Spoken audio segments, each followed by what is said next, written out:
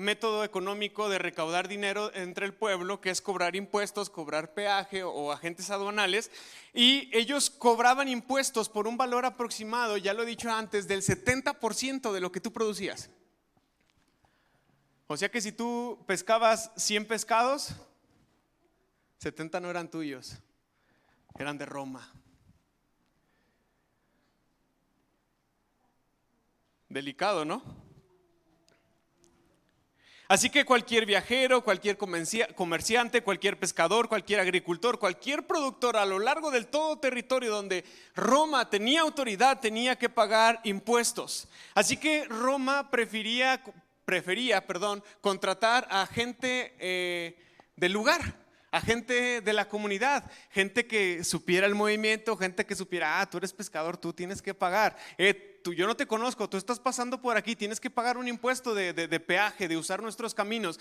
Roma buscaba contratar gente que fuera del lugar, que fuera lugareña, de ahí, para que ellos pudieran cobrar esos impuestos a nombre de Roma y después, obviamente, entregarle el dinero a Roma.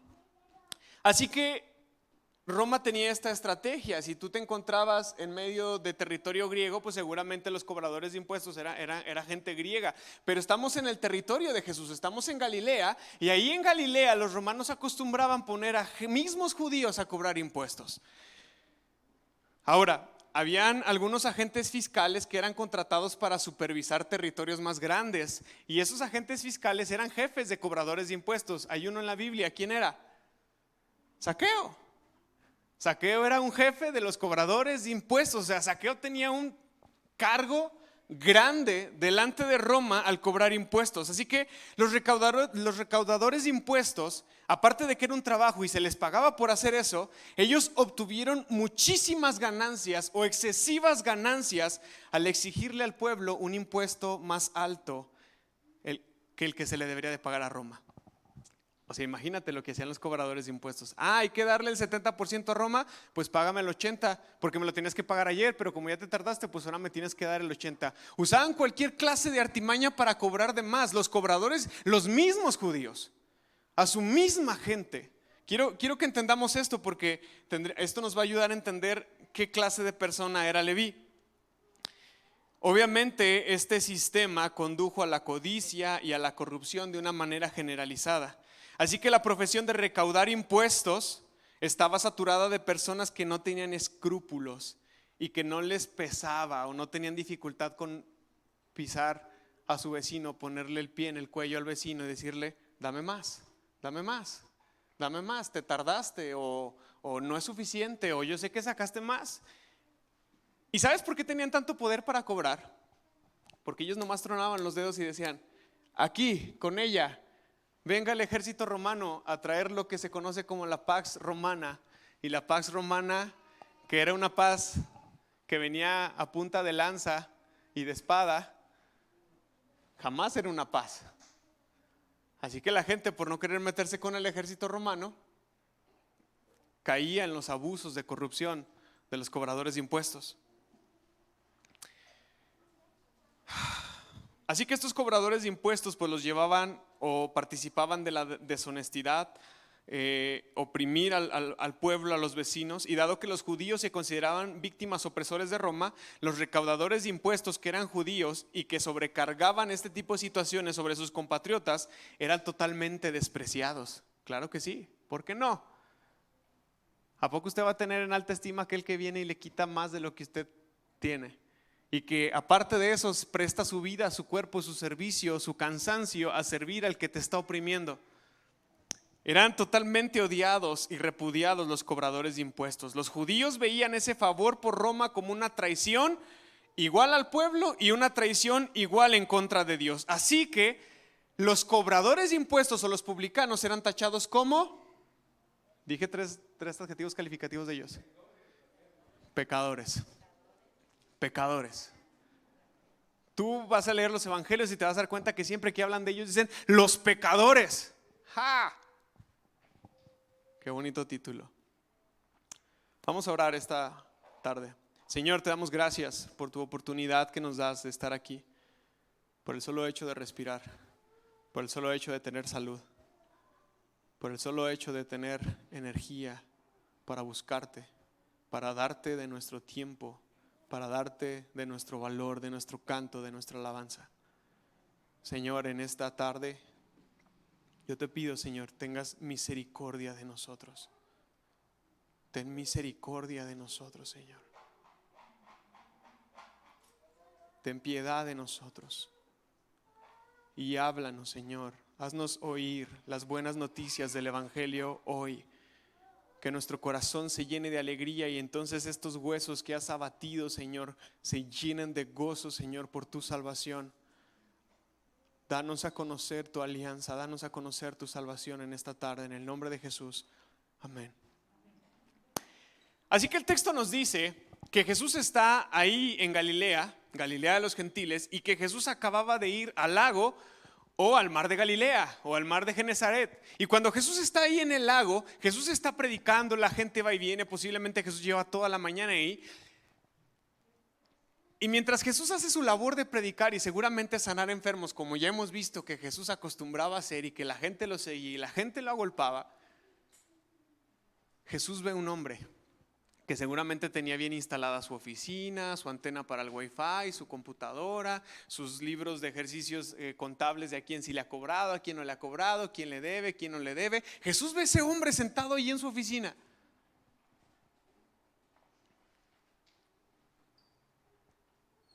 Jesús ve a Leví.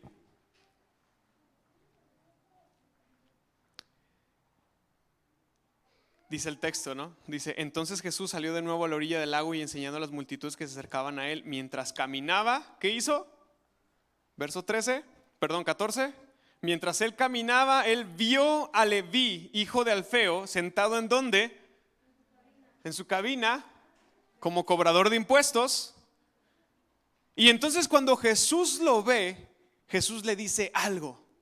¿Qué es lo que Jesús le dice? Sígueme y sé mi discípulo. Y hace 2 meses predicábamos la importancia, el peso que era que que Jesús te dijera sígueme.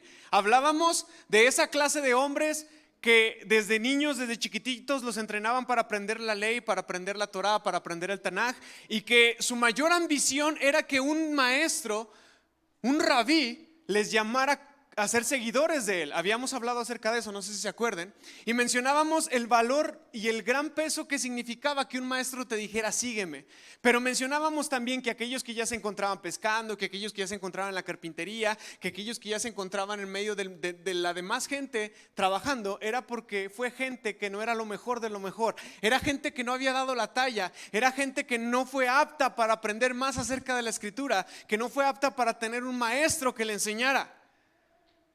Así que si Leví está sentado en ese cubículo cobrando impuestos, lo más seguro es que Leví desde niño, fue un adolescente y después se convirtió en un joven que jamás había dado la talla. Así que tenemos que preguntarnos quién era este Leví y por qué terminó siendo un cobrador de impuestos. Leví, el nombre de Leví, tome nota por si quieren ponérselo a uno de sus hijos. Significa el que une a los suyos, unir, acompañar, pegar, generar unidad.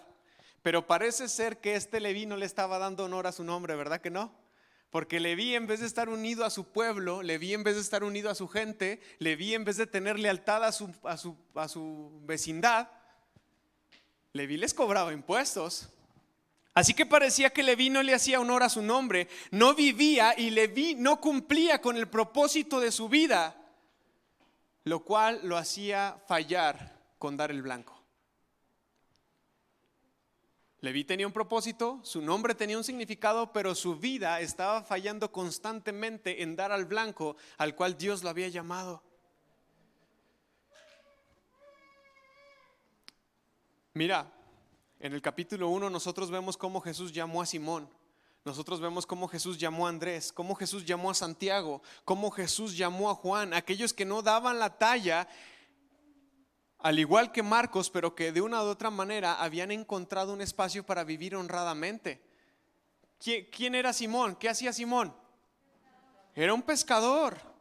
¿Qué hacía Santiago y su hermano Juan? eran pescadores. Aunque no habían dado la talla para seguir a un maestro, al menos se ganaban la vida honradamente. Pero Leví no. ¿Verdad que no? Era un cobrador de impuestos. Es muy curioso esto. ¿Qué fue lo que pasó con Leví? ¿Qué fue lo que lo llevó a ser un cobrador de impuestos y así fallar a ser el blanco de ser un judío ejemplar? Fallar al blanco de preservar el apellido y el oficio de su padre y el oficio de su familia. Porque también mencionábamos que en los tiempos de Jesús, pues obviamente no había escuela más que la de la Torá y la Tanaj. Y después de que aprendías la Torá y la Tanaj, tú te ibas a aprender el oficio de tu padre. Por eso Jesús era carpintero, porque su papá era carpintero. Pedro era pescador porque su papá era pescador. Y yo me hago una pregunta: ¿a qué se dedicaba el papá de Leví? ¿Y qué clase de persona era Leví que ni siquiera terminó siendo lo que su padre era?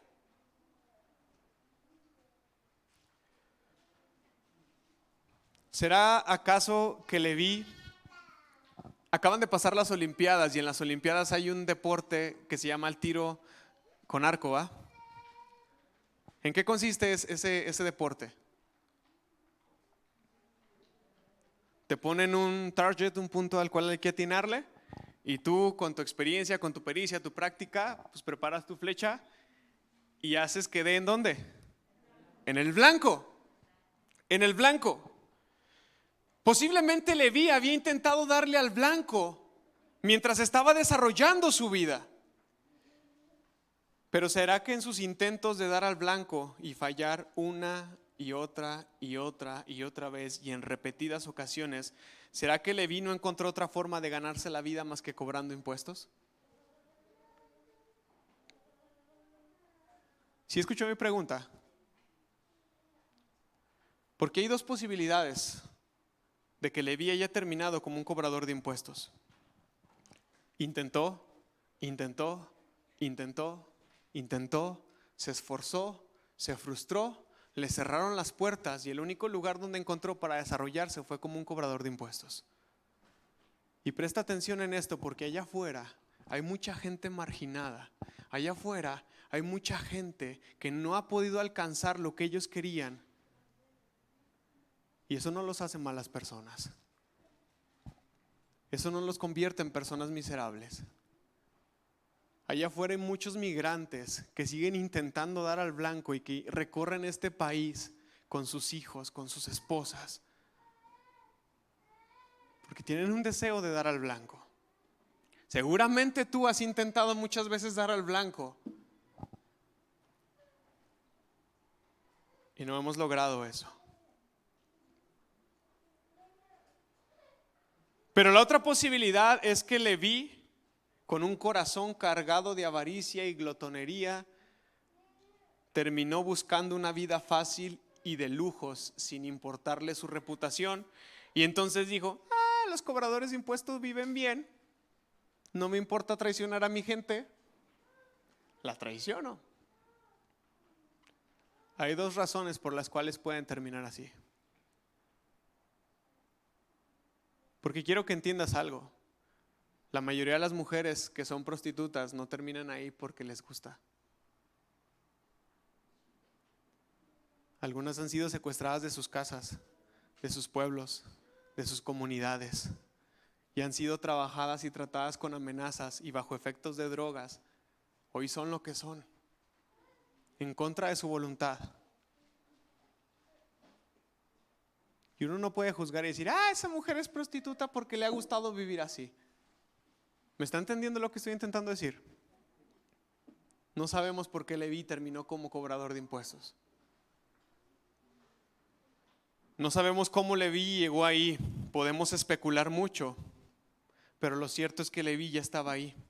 Estaba a la orilla del lago con su oficina, con su escritorio, con su computadora, en su cabina, ejerciendo su trabajo como un publicano, como un cobrador de impuestos. Seguramente este Leví ya había visto a Jesús antes, porque Jesús en muchas ocasiones iba y venía al lago o al mar de Galilea. En muchas ocasiones seguramente Leví ya sabía quién era, ya sabía de quién se trataba. Pero tú sabes que un cobrador de impuestos la gente lo lo hace a un lado. La gente no le permite acercarse. ¿Qué le pasó a Zaqueo? Aparte de ser chaparrito, tuvo que subirse a un árbol porque nadie lo dejaba ver a Jesús. Así que seguramente Leví está ahí en su cubículo, en su garita, como cobrador de impuestos, está sentado ahí y ni siquiera le ha pasado por su cabeza que aquel hombre que le llaman Jesús pueda hacer algo por él. Así que Leví sigue engañado en sus ideas, en su trabajo, ejerciendo su trabajo. Pero dice el versículo 14 que Jesús lo vio. ¿Qué fue lo que pasó? Jesús lo vio, Jesús lo llamó. Y debemos de recordar cómo es que Jesús llamó a otros discípulos. Porque el llamado de Jesús para Leví era la oportunidad de su vida. El llamado que Jesús te hace es la oportunidad de tu vida. ¿Y cómo nosotros respondemos a ese llamado? Cuando Jesús llamó a Leví, Leví entendió. Leví entendió exactamente eso, era la oportunidad de su vida. Y dice el texto que Leví se levantó y lo siguió. Y en el Evangelio de Mateo y en el Evangelio de Lucas dice que Leví se levantó y dejándolo todo, ¿dejándolo qué? Dejándolo todo, lo siguió. Esa fue la respuesta de Leví, hermanos. Leví se levantó y dice el Evangelio de Mateo que dejándolo todo lo siguió. Dejándolo todo, ¿puedes creerlo? Una gran vida, una vida de lujo, de dinero, de posibilidades, posiblemente propiedades, de tener una posición ante el pueblo que oprime a su gente. Leví tenía una buena vida.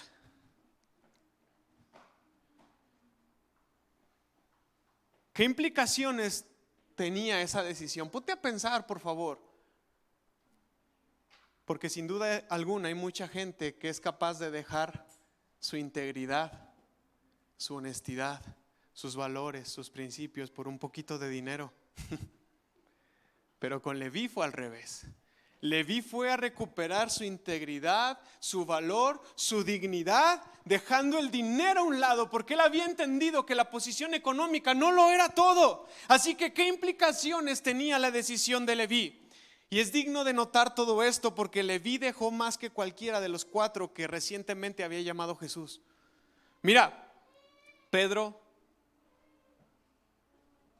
Santiago, Juan, cualquiera de ellos podía regresar al barco. Cualquiera de ellos podría regresar a pescar. De hecho, Pedro lo hizo, ¿no? ¿Se acuerdan que después de que Jesús murió, Pedro iba todo decepcionado a la barca otra vez a regresar a su estilo de vida? Pero Leví había tomado una decisión irrevocable. Leví antes era un traidor del pueblo, pero era amigo de Roma. Ahora Leví sería un traidor del pueblo, porque dicen por ahí que echa fama y tírate a dormir. Pero no solamente Leví sería un traidor del pueblo, ahora Leví sería un traidor de Roma también. ¿Te das cuenta las implicaciones de la decisión de Leví? Sin embargo, y voy a decir esto con toda firmeza y seguridad, ningún hombre renuncia a más por seguir a Cristo de lo que va a recibir de regreso. Lo voy a decir en otras palabras, jamás le vas a ganar a Dios a dar. Si tú dices, yo renuncio a todo esto por el Señor te lo devuelve 2, 3, 4, 5, 6 veces más. Jamás le vas a ganar a dar. Y Leví entendió eso. Así que Leví preparó una cena en su casa para Jesús y para sus discípulos. Pero esta cena no era una cena exclusiva. Esta cena era una cena donde Leví, o mejor conocido como Mateo, había invitado a más personas. Mira, quiero que entiendas un poquito lo que significa que Jesús se haya sentado en esa mesa. Porque dice el texto, versículo 15, dice, más adelante Leví invitó a Jesús y a sus discípulos a una cena en su casa, ¿junto con quién? Versículo 15, junto con muchos cobradores de impuestos y otros pecadores de mala fama. Había mucha de esa clase de gente, ¿entre quién? Entre los seguidores de Jesús. No sé si amén. Había un montón de gente así entre los seguidores de Jesús. Uno esperaría ver a Jesús pulcro, con gente bien ordenada, bien recta, bien íntegra, y no, que Jesús se juntaba con lo peor de lo peor. Eso nos dice el Evangelio de Marcos. Había mucha de esa clase de gente, ¿entre quién? Entre los seguidores de Jesús.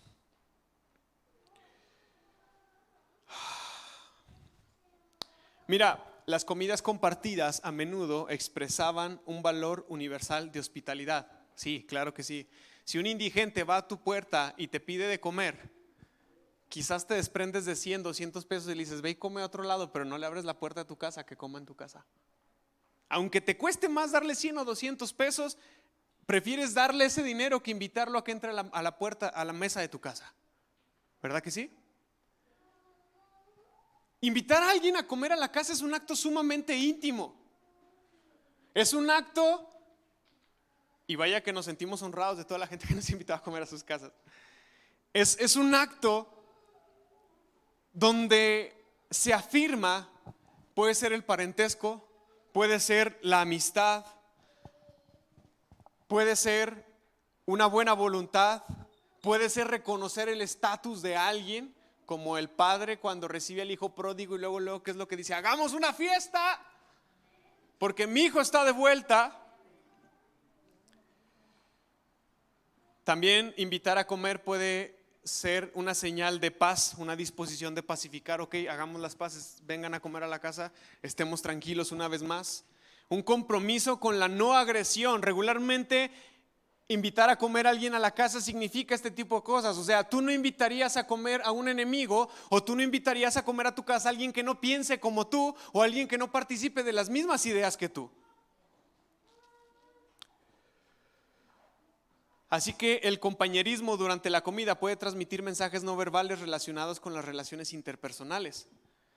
Pero déjame decirte otra cosa, cuando tú invitas a comer a alguien a la casa, no solamente tú estás dando un mensaje, sino la persona, si acepta o no acepta la invitación, también está dando otro mensaje, ¿verdad que sí? Alguien dice, no, gracias, pero no. Te está dando un mensaje. O cuando alguien te dice, claro que voy, ahí estaré presente, también te está dando un mensaje. Y eso justamente es lo que le chocaba a los fariseos. No que hayan invitado a Jesús a comer con los pecadores. Lo que le choca a los fariseos es que Jesús haya dicho que sí. Y que Jesús estuviera ahí, en esa misma mesa, tomando de los platos donde los pecadores toman. Difícilmente había vasos, quizás los vasos los tenían los reyes, así que seguramente tomando de la misma copa de la cual los pecadores toman. Por eso Jesús cuando está en la Santa Cena les pasa el cáliz, la copa, porque no era fácil que cada quien tuviera un vaso, era muy difícil encontrar eso en el primer siglo, ya hasta como el segundo o tercer siglo empezaron a encontrar esas cosas. Quiero que entiendas el mensaje que el Señor Jesús estaba dando al entrar a esa casa y disponerse a comer juntamente con ellos. Leví invita a Jesús y Jesús dice, yo voy, yo quiero comer en tu casa. Lo mismito que con Zaqueo. Y cuando Jesús está ahí en esa mesa y cuando Jesús está compartiendo el pan, los fariseos, los maestros de la ley, se escaman, señalan, critican, pican las costillas. Pero como les da miedo, o sea, según ellos son muy perfectos, muy cuadrados y muy todo, pero como les da miedo, en vez de enfrentar a Jesús maestro con maestro, van con los discípulos de Jesús como para voltearlo y le dicen, ¿cómo es posible que tú maestro, cómo es posible que tú rabí, que se supone que sigue la ley, que tiene que guardar la ley y que tiene que entender lo que es la pureza ritual, está sentado con esta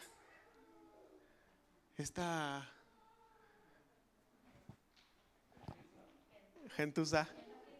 La NTV dice escoria. Imagínate cómo los fariseos pusieron a patinar a los discípulos de Jesús. ¿Sí es cierto? ¿Por qué Jesús está comiendo con ellos?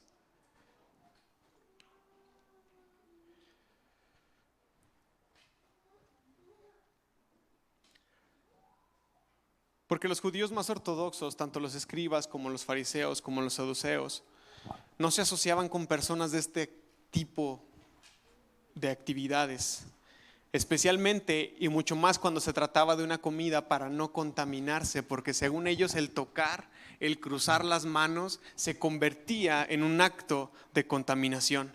Estos legalistas se quejaron con los discípulos, quizás por hacer alarde a su lealtad, de que Jesús era descuidado en las supuestas exigencias de la ley cuando Jesús comía y bebía con tales personas.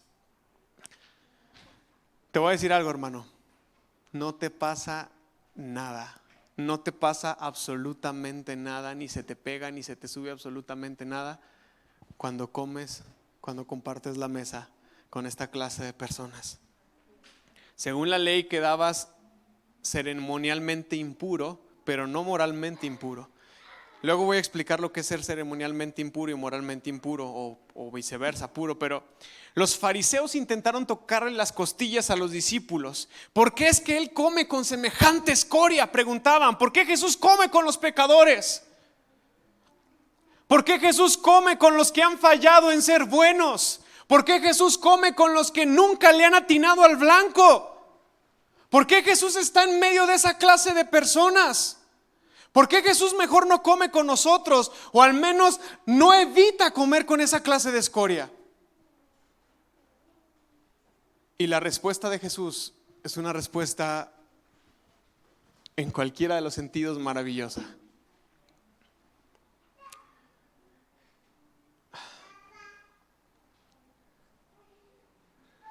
Pero quiero decirte algo: cuidado, mucho cuidado. Tienes que tener cuidado de que tu corazón y de que tu mente reflexione y accione como Jesús y no como un maestro de la ley. Porque a veces, siendo cristianos y a veces estando aquí, uno dice: yo no me junto con aquel, porque yo soy mejor que él, porque yo no hago lo que él hace, porque él no gana lo que yo gano, porque su estatus social o su estatus familiar o su estatus de salud, porque hoy hasta con el COVID existe discriminación, es distinto al mío. Uno tiene que tener cuidado de que nuestro corazón no se cargue, no se llene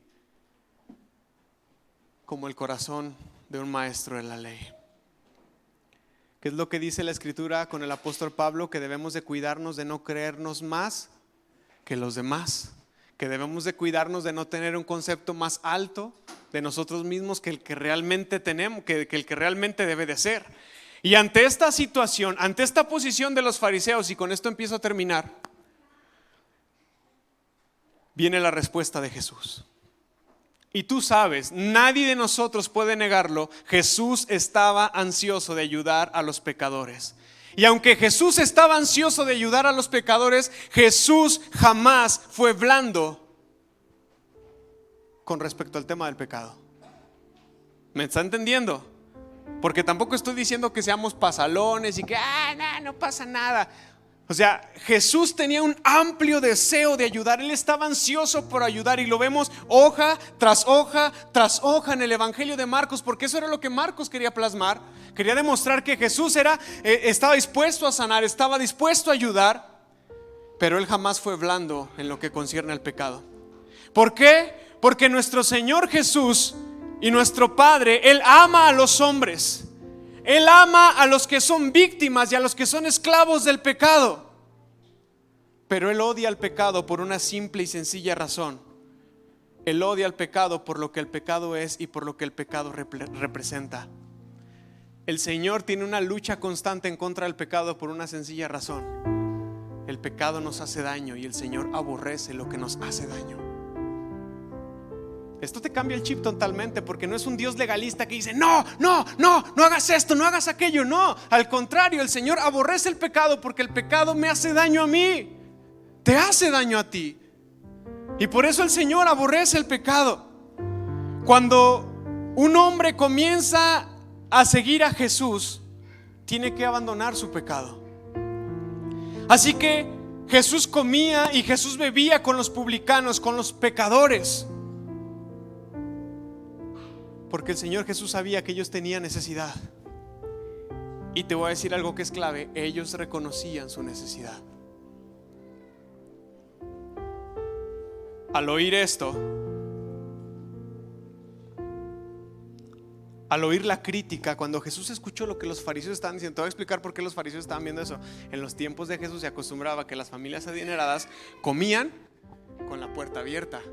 Y comían con la puerta abierta porque mientras ellos disfrutaban de sus manjares de la vida, la gente pobre se acercaba y ellos decidían a quién invitaban o no a pasar a comer a su mesa. Pero aunque por más acto de misericordia que tú quieras, era un acto de altanería. Por eso cuando Jesús entra con el maestro de la ley y luego entra la mujer y le empieza a lavar los pies, la mujer no estaba invitada en esa casa, la mujer no estaba comiendo en esa casa, pero Jesús le reclama y le dice: tú ni siquiera me lavaste los pies. Así que seguramente Mateo deja abiertas las puertas de su casa, está comiendo con Jesús y sus amigos, y los fariseos están ahí desde lejos, viendo, echando el ojo y criticando. Y seguramente le hablaron a Pedro o a Santiago o a alguien: ven, ¿por qué tu maestro come con esta bola de pecadores? ¿Por qué tu maestro come con esta clase de escoria? Pero cuando Jesús escuchó esto, Jesús les replicó con una vigorosa declaración llena de ironía. ¿Qué les importa? No es cierto. Jesús les dijo: yo no vine a curarlos ustedes. Según ustedes son justos. Quizás según ustedes no han cometido ninguna falta. Yo no vine a ayudarlos ustedes. Ustedes no me necesitan. Las personas que son sanas, las personas que están sanas no necesitan de un sanador. Pero la gente enferma sí necesita de un sanador. Y como nadie se acerca a los enfermos porque quién sabe si me vaya a pegar esa enfermedad, entonces yo voy a ellos.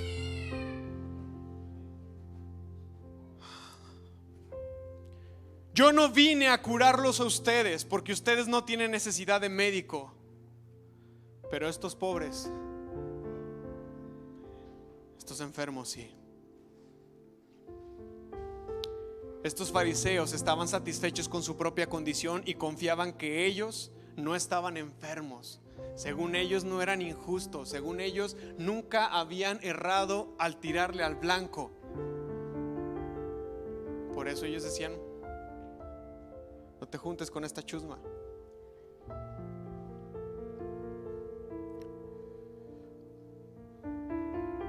Sin embargo, los despreciados publicanos, los rechazados pecadores, sensibles a su necesidad, eran bienvenidos por el médico que no le tenía miedo a contaminarse.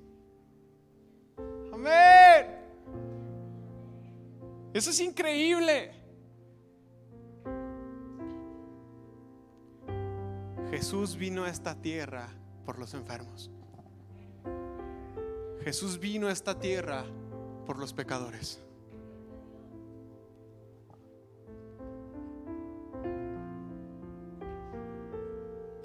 Mira lo que dice el versículo 17 en la NTV. Quiero leerlo en la NTV porque es la única que dice eso. Dice: cuando Jesús los escuchó, les dijo: la gente sana no necesita médico. Los enfermos sí. Yo no he venido a llamar a los que se creen justos, sino a los que saben, a los que han entendido que son pecadores. Ahí está la gran diferencia. Los que se creen justos contra los que saben que son pecadores. Y mira, ninguna versión en español utiliza esta palabra, perdonen que me meta en esto, pero si tú vas al griego original de este texto, después de decir a los que saben que son pecadores, por eso me gusta la palabra saben, porque la palabra sabe tiene que ver con un acto de conciencia. Hay una palabra ahí en griego que aparece al final, que ninguna versión en español la pone, y es la palabra metanoia. Y ya había explicado hace algunas semanas que era metanoia, y metanoia es un cambio de mentalidad, es arrepentimiento, es un giro de 180 grados. Voy para acá, y entonces está diciendo Jesús: yo no vine a los sanos, yo vine a los enfermos que han entendido que están enfermos y que a consecuencia de eso dan un giro a su vida. Yo vine a ellos. Porque sí, el mundo está lleno de pecadores, pero ¿cuántos aceptan que son pecadores y reconocen que necesitan un cambio?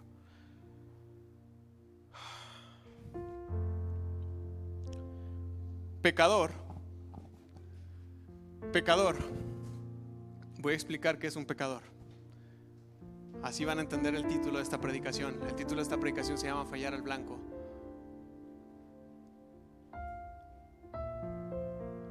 En hebreo, tanat. Pecado o pecador literalmente significa fallar al blanco. Fallar al blanco. Es decir, mi vida tiene este propósito, no debo de desviarme ni a derecha ni a izquierda, voy hacia allá, pero y fallamos. No cumplimos con el propósito que el Señor tiene para nuestra vida. ¿Me está entendiendo? Eso es pecar. Pecar es fallar al blanco. El pecador es alguien que falla al blanco. Y el libro de Génesis nos dice que nosotros fuimos creados a imagen y a semejanza de Dios. Ese ha sido nuestro blanco toda nuestra vida: parecernos a Dios, ser una fiel representación de Dios aquí en la tierra. Pero cuando tú le fallas a Dios, cuando tú le fallas al hombre, cuando tú dejas de amar a Dios, cuando tú dejas de amar al hombre, tú fallas al blanco. Fallamos al blanco.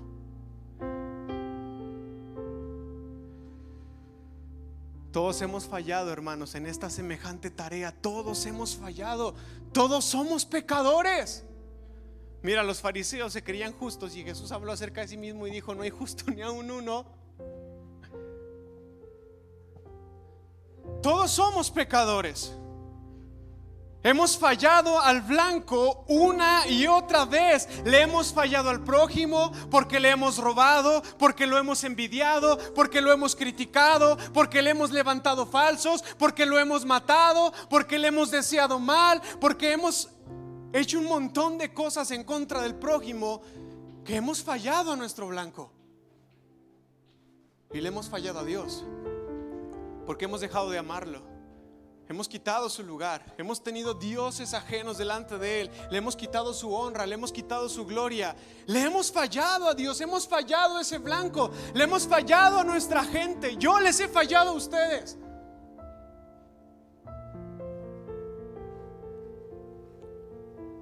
¿Sabes por qué? Porque somos pecadores. Porque un pecador es alguien que ha fallado al blanco, aun cuando teníamos la intención de no hacerlo. ¿Me escuchó? Aun cuando tú tenías la intención de no hacerlo. Como esas veces que vas a firmar un documento y te prestan una pluma y la agarras y te la llevas a la bolsa sin querer, sin la intención. Llegas a la casa y dices: me traje la pluma. ¿Te la robaste? Aun cuando no querías, te la robaste y fallaste al blanco. Me estoy explicando. Eso significa pecado. Eso significa ser pecador. Fallar al blanco. Y en vez de diluir el peso de la palabra pecado, lo hace más grande, porque cualquier falla al prójimo y cualquier falla a Dios se convierte en un pecado.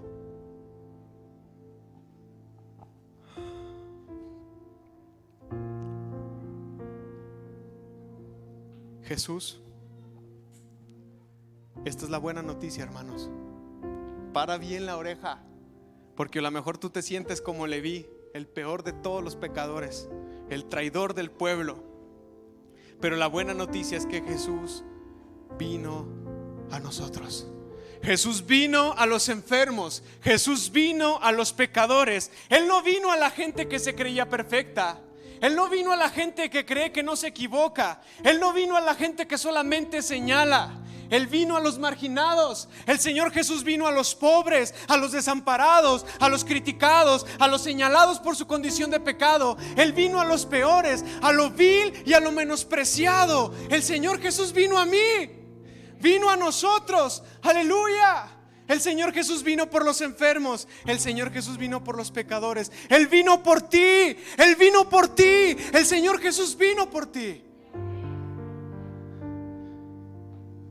Él es nuestro médico.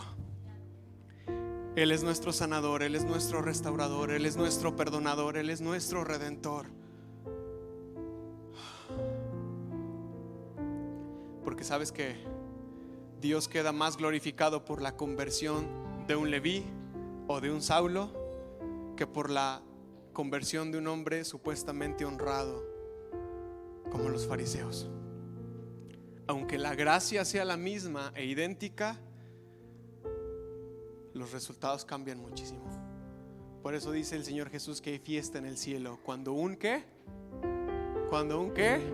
Cuando un pecador, cuando alguien que ha fallado al blanco se arrepiente. Mira, con respecto a los milagros, el Señor Jesús siempre era buscado. Siempre. Él no tenía que andar buscando a quién sanar. La gente venía a Él para Él sanar. Pero con respecto a la salvación,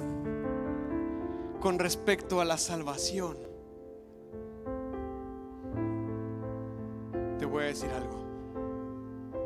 Jesús nunca fue buscado. Nadie buscaba a Jesús para ser salvado.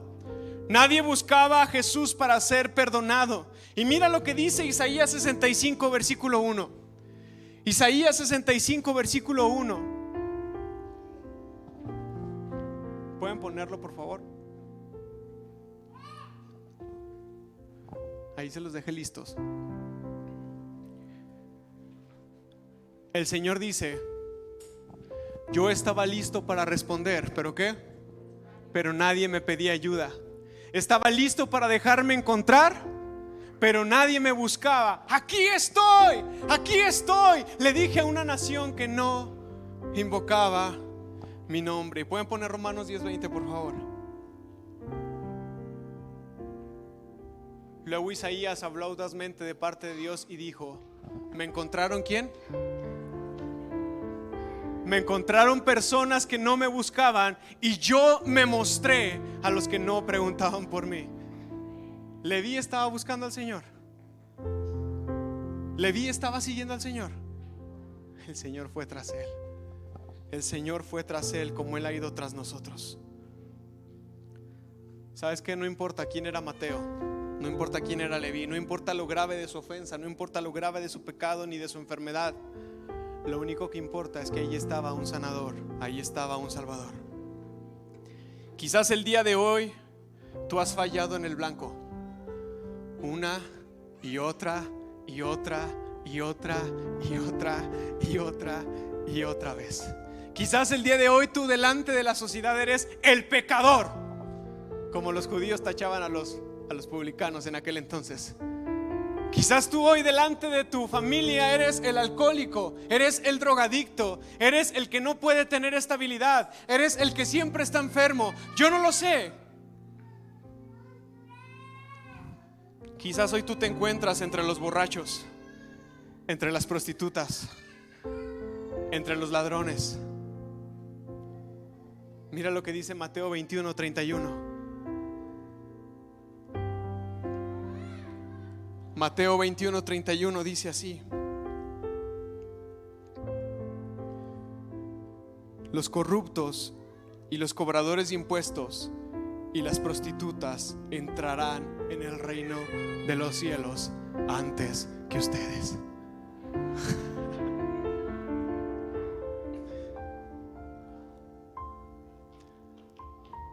Pues qué mejor estar entre esos, ¿no? Qué mejor estar entre esos. Quizás el día de hoy tú te encuentras aún entre los marginados, aún dentro de la misma iglesia por tu historia y por tu pasado. Déjame decirte que si tu cambio, tu arrepentimiento es real, el Redentor ha venido por ti. Quiero invitarte a que te pongas de pie. Vamos a orar.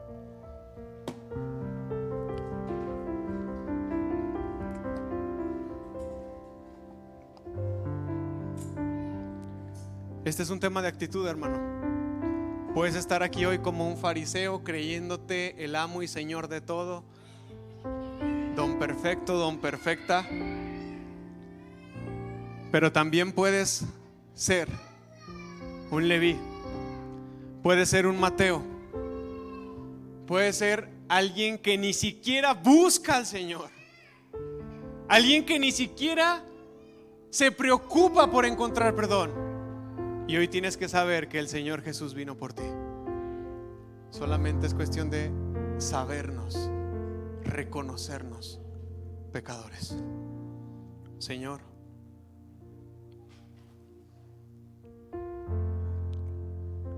oh Señor, ten misericordia de nosotros.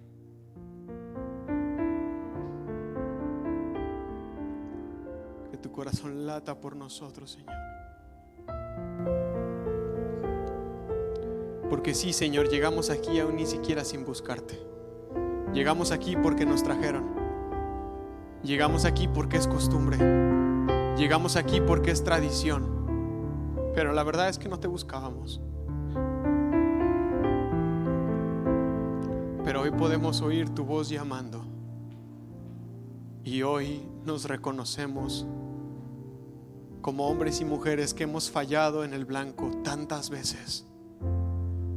Le hemos fallado a nuestra pareja, le hemos fallado a nuestro prójimo, le hemos fallado a nuestros padres, le hemos fallado a nuestros hijos, le hemos fallado a nuestros empleadores, le hemos fallado a nuestra comunidad. Te hemos fallado a ti, Señor. Hemos fracasado en dar al blanco, Señor. Y hoy nos reconocemos